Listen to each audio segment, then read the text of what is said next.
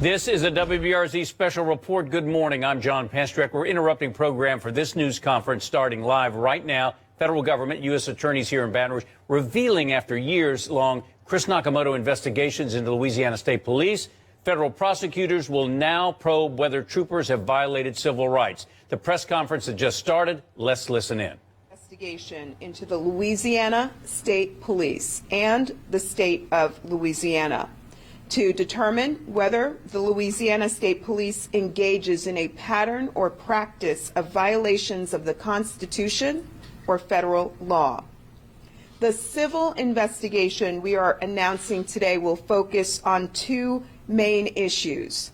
First, whether the Louisiana State Police has a pattern or practice of using excessive force, and second, whether the Louisiana State Police engages in racially discriminatory policing practices against Black people and other people of color. Based on an extensive review of publicly available information provided to us, we find significant justification to open this investigation now. For example, we received information about the repeated use of excessive force, often against people who are suspected of minor traffic offenses, are already handcuffed, or are not resisting. In some cases, the injuries these individuals suffered were severe, including the death of at least one individual. There are reports that officers target Black residents in their traffic enforcement practices and in use of force. I will note that Louisiana has the second highest percentage of Black residents in the country at nearly 33%. Some of the reports include disturbing information about the use of racial slurs and racially derogatory terms by LSP troopers. There are other reports of unwarranted force after pursuits involving the use of tasers and blows to the head. Our investigation will be thorough and comprehensive. This marks the first statewide pattern or practice investigation of a law enforcement agency that the Justice Department has opened in more than 2 decades. The investigation will also involve unprecedented cooperation among the Civil Rights Division and all 3 United States Attorney's offices.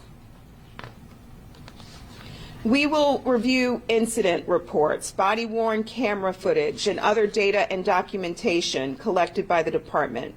We will also review Louisiana state policies, training materials, and supervision records, as well as documents related to systems of accountability, including how complaints are investigated and how discipline is imposed.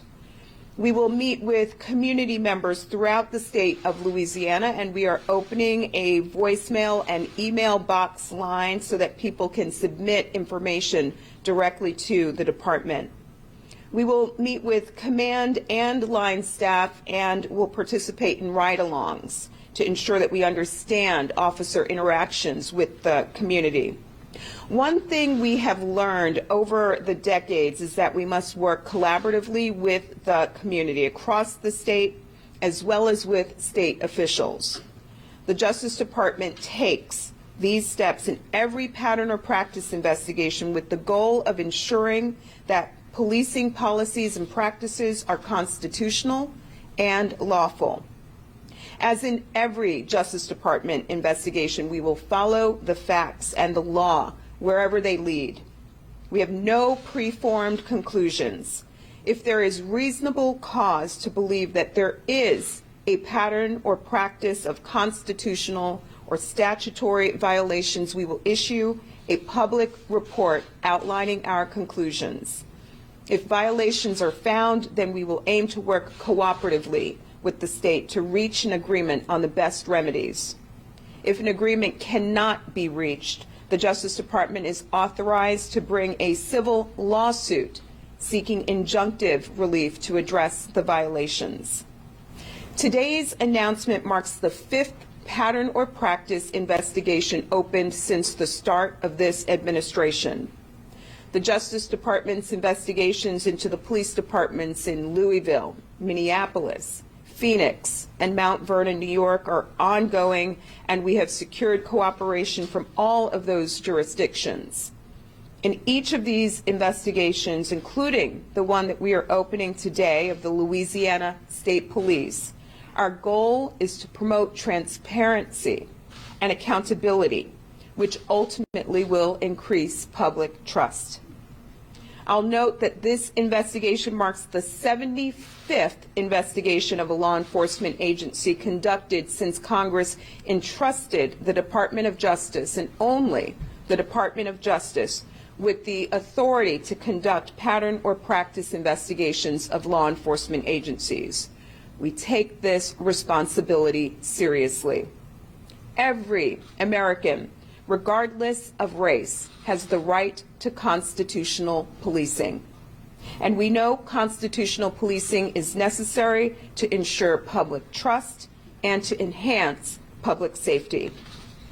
We know because we have seen in our settlements across the country and over the years work to improve real-life interactions between law enforcement and the communities they serve.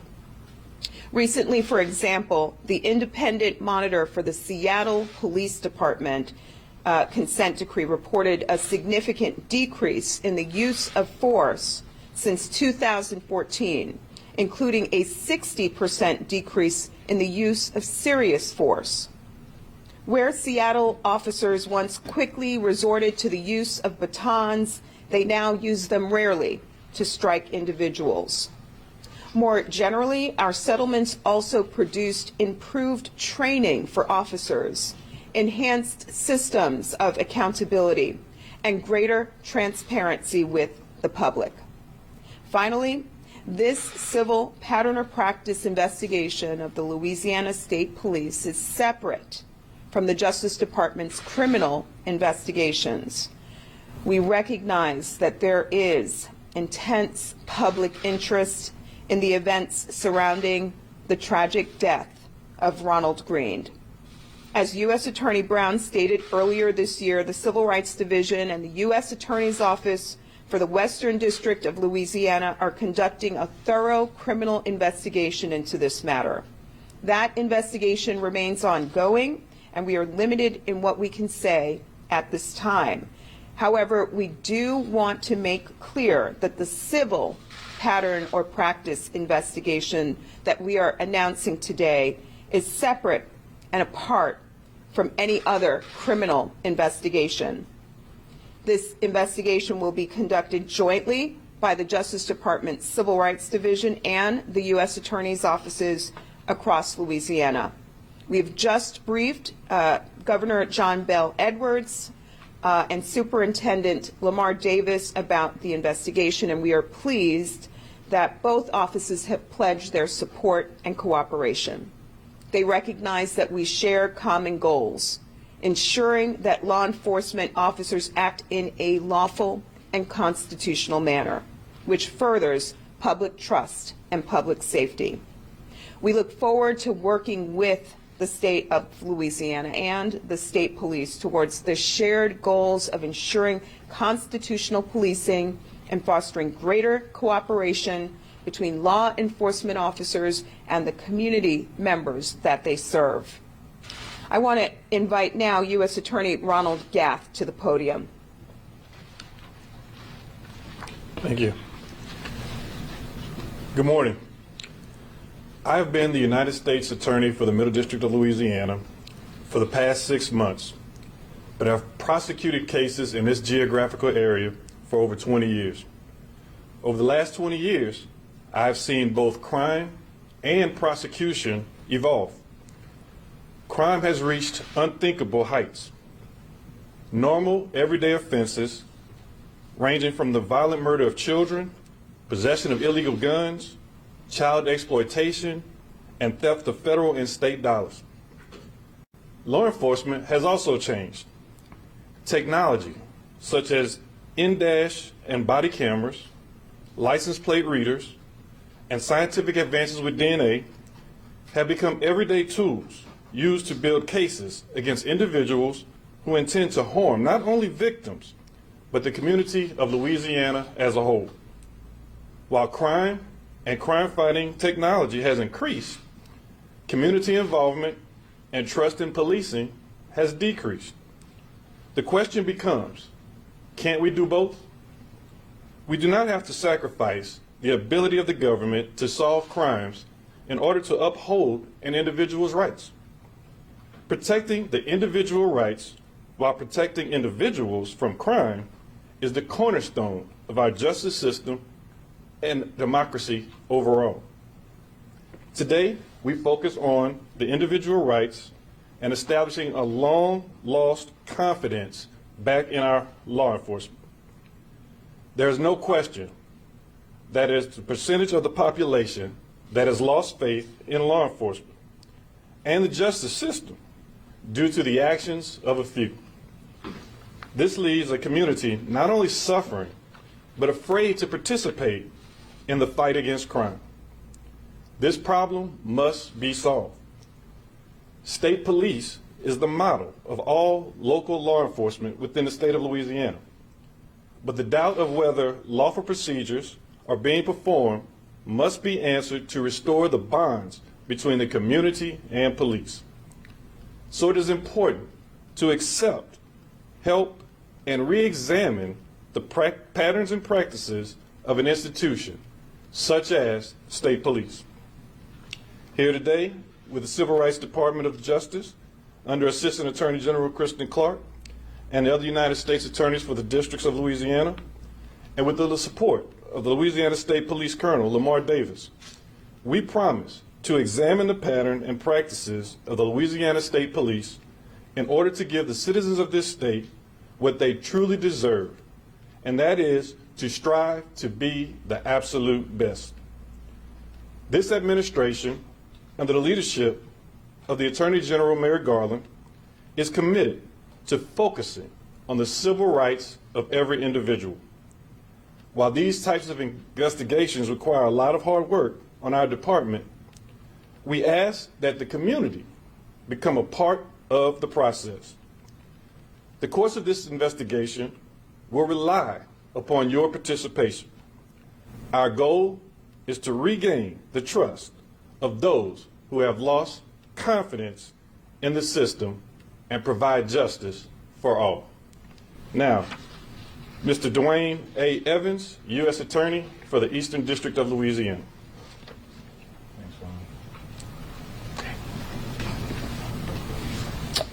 Good morning. This is a very important day for the state of Louisiana. The vast majority of Louisiana state police troopers honor and support the Constitution of the United States. They are dedicated, hardworking public servants who risk their lives daily to protect our communities. But we cannot ignore any allegation of constitutional violation, much less one alleging a pattern or practice of unconstitutional policing. No one should be deprived of the protections of our federal and state constitutions. Under the law, we are all equal and entitled to just, efficient, consistent, and constitutional law enforcement. That is why we're all here today, to make this joint announcement. In doing so, we pledge to conduct this investigation fairly, we welcome input from all sources, and we will be mindful of the rights, welfare, and best interests of Louisiana citizens. We will reach out to members of the public, law enforcement, the community, leaders, and government officials in the very near future to gather additional information related to this investigation. One fact remains: LSP is an integral law enforcement partner. Their public safety and highway patrol missions are vital to the success of our federal and state partnerships and respective crime reduction efforts. Indeed, we must all work together for the sake of all of our citizens. Know also that once this investigation is complete, our partnerships will strengthen and an even greater Louisiana State Police Department will emerge. And now I would like to introduce U.S. Attorney Brandon Brown to the stand.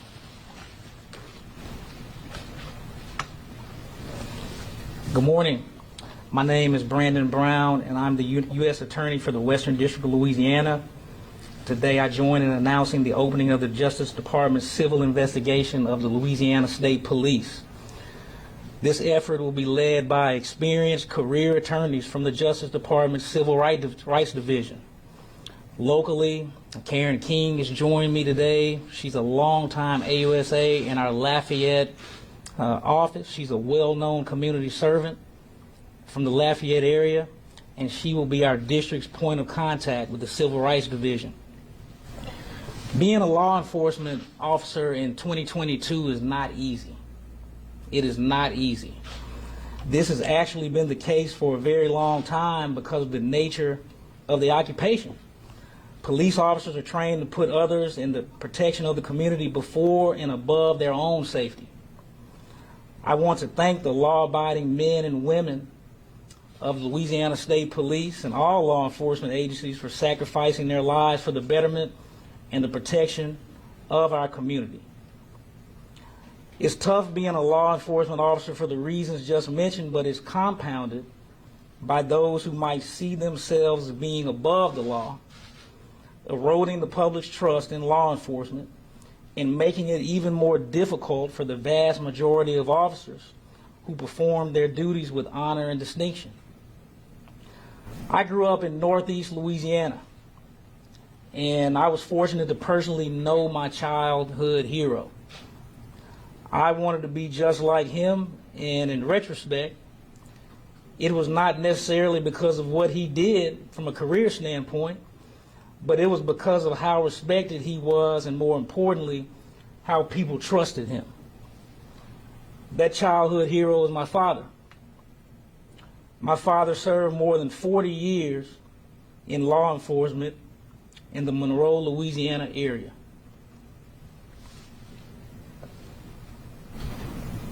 Excuse me.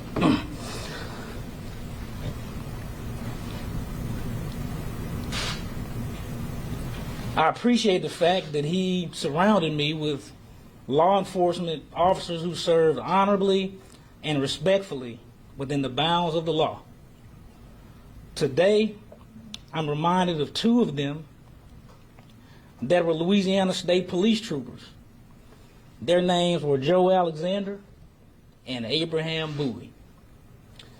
Back then, these men were two of the few LSP troopers who looked like me. These two public servants respected the rights of the citizens they swore to protect. The citizens of Northeast Louisiana, even years after they retired, felt a sense of calmness and a sense of peace when they simply walked into a room. My father's partner at the Monroe Police Department was also a big part of my childhood, and something interesting about him is, to the contrary, he did not look like me. Nevertheless, Don McClanahan was well respected in the African American community.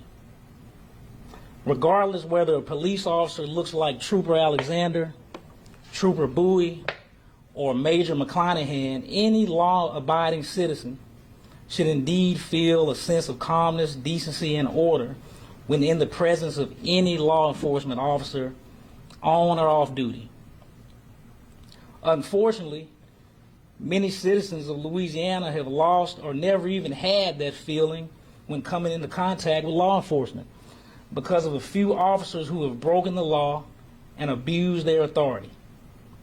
When officers break the law, they violate their oath and undermine the community's trust. And once that trust is lost, it's hard to restore. The investigation we're announcing today will assess whether the LSP engages in use of excessive force and discriminatory conduct, singling out African Americans and other minority residents for mistreatment.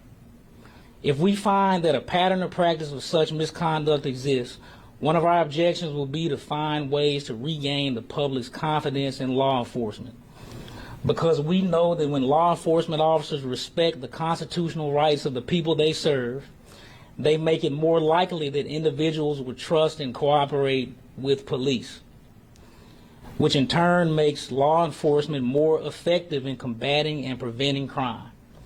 In the days to come, our team looks forward to speaking with residents and community groups, LSP leaders, and officers, and others who can provide information relevant to our investigation. They will all offer an important perspective and can provide our investigators the information they need to conduct a thorough assessment. We ask that anyone who has information relevant to this investigation contact DOJ via email at community.mypd@usdoj.gov. Excuse me, community.louisiana@usdoj.gov. We appreciate the Justice Department's time, resources, and attention that will be devoted toward reforming and stabilizing the Louisiana State Police ability to fight crime at the highest level in this state. And now we'll open it up for questions. The advocate, Travis? Jim Mustian, the Associated Press. Lawmakers and advocates have been calling for this action for well over a year. I was hoping you could help us understand a little bit more as to why this is happening now and what ramification that might have on the open criminal cases. Ensuring constitutional policing is a top priority for the Justice Department. We've opened, this marks the 5th pattern or practice investigation that we have opened under this administration. We evaluated the information and public complaints and other materials that provided a picture of some of the potential issues with Louisiana State Police, and that has brought us to this point where today we are opening formally our investigation. But do know that this is a top priority for the Justice Department. The advocate? You have a question? Can you come back to me? Sure. Thanks. BR Proud? Yeah, so you said you're doing this investigation. Do we have a timeline of when this might be published? We are very pleased that Colonel Davis and the Governor's Office have pledged cooperation. With their support, we expect that we will be able to move forward with our investigation expeditiously. We will review the documents and data that they provide. We will participate in ride-alongs. We will interview command and line staff. And once we complete that investigation, we will publicly share the results of our investigation. The state's cooperation will go a long way in ensuring that we are able to move forward in a timely manner. WAFB, Kevin? The reports and some of the video that you're citing as the launch of this investigation has been out for quite some time. Why launch it now, and why should members of the public feel confident that this investigation will result in any real action when we've seen kind of a dozen investigations and they haven't concluded or they're not really resulting in much action? Right. We appreciate the urgency behind many who have been calling for constitutional policing in our country. The Civil Rights Division is committed to this work, and in partnership with all 3 U.S. Attorney's offices, we look forward to carefully and closely examining the Louisiana State Police, and will publicly share the results of our findings. We have 4 other pending investigations across the country. This work is a top priority for the Justice Department. Travis, do you have a question for I'm good for now. you? Okay.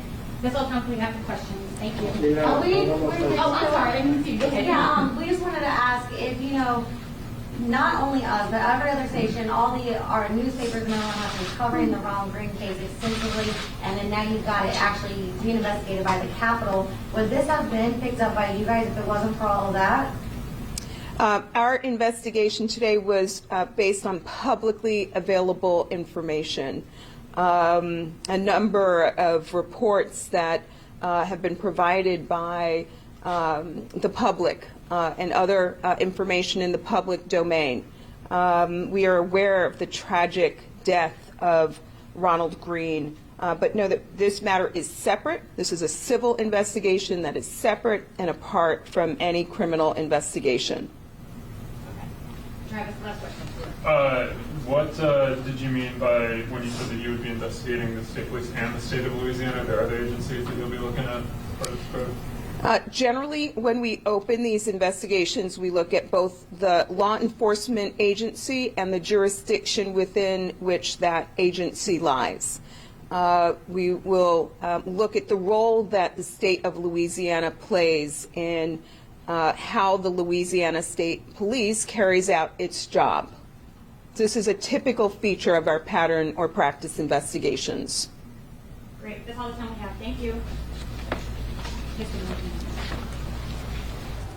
All right, you've just been watching a press conference from the Justice Department here in Baton Rouge. Some heavy hitters there. You just heard from Kristen Clark. She's actually the assistant U.S. attorney who came to be a part of this announcement, along with Ronald Gath, the U.S. attorney from the Middle District, Dwayne Evans, U.S. attorney from Eastern District, and Brandon Brown, the U.S. attorney from the Western District. And they showed a united front as they announced that they're formally opening an investigation into Louisiana State Police, saying that they have two major goals.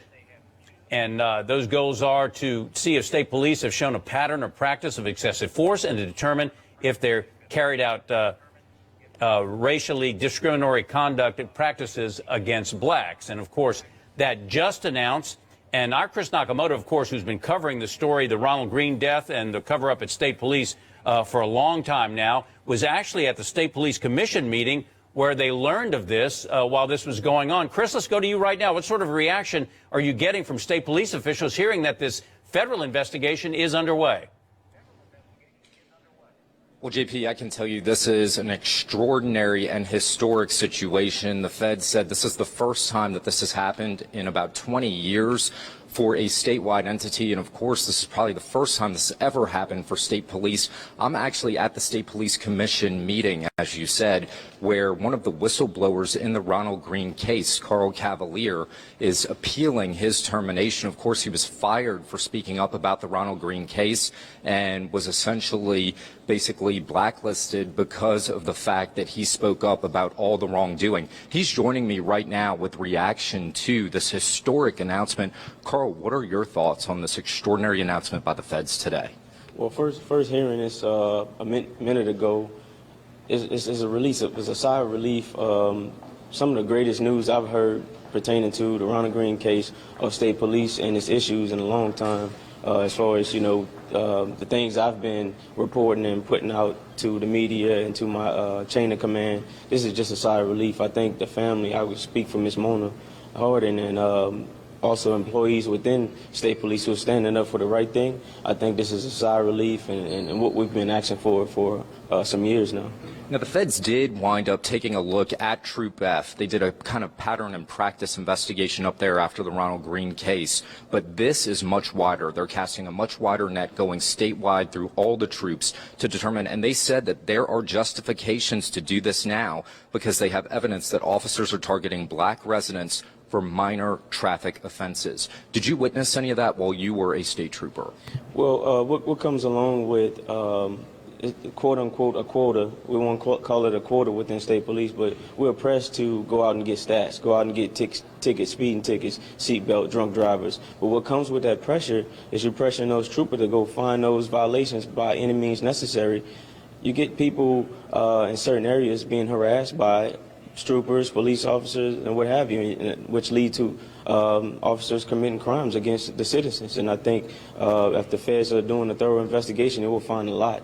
What is your take on the fact that you were basically fired for what you did, speaking up against the right thing, and yet you have some of these other bad actors that are still with the department and nothing has happened to them? I would say, first of all, in relation to what's going on now, me hearing this news, it makes everything worthwhile.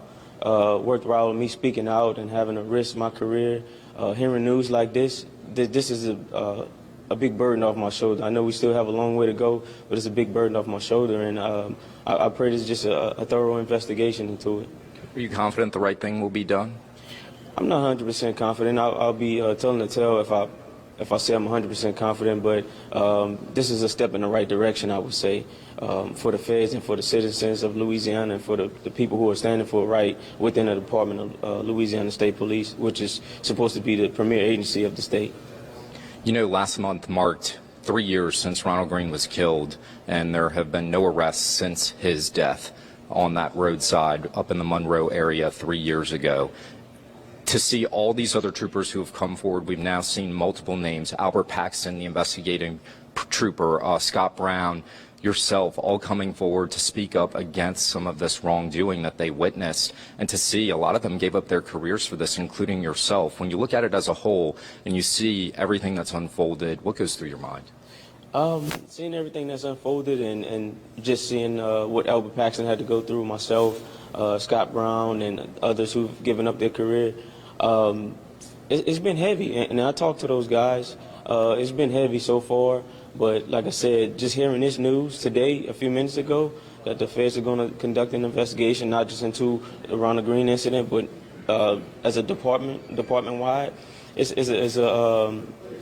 we can breathe a sigh of relief, in reference to that. But in reference to the troopers who are on scene, some of them are on scene and committed these heinous acts, are still on the job. Some of them are. I think that's a problem within itself, and a problem we can address right now in this second.